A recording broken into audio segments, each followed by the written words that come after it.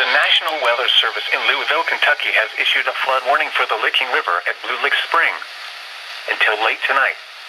At 3 p.m. Friday, the stage was 24.9 feet. Flood stage is 25 feet. Minor flooding is forecast.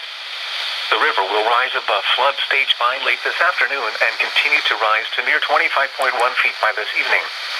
The river will fall below flood stage late tonight. Impact: at 25 feet, cropland flooding begins. Flood history: this crest compares to a previous crest at 25.1 feet on March 29, 2008. If you are affected by these crests, take any necessary actions. Additional information is available at water.weather.gov/AHPS2/index.php?WFO=LMK.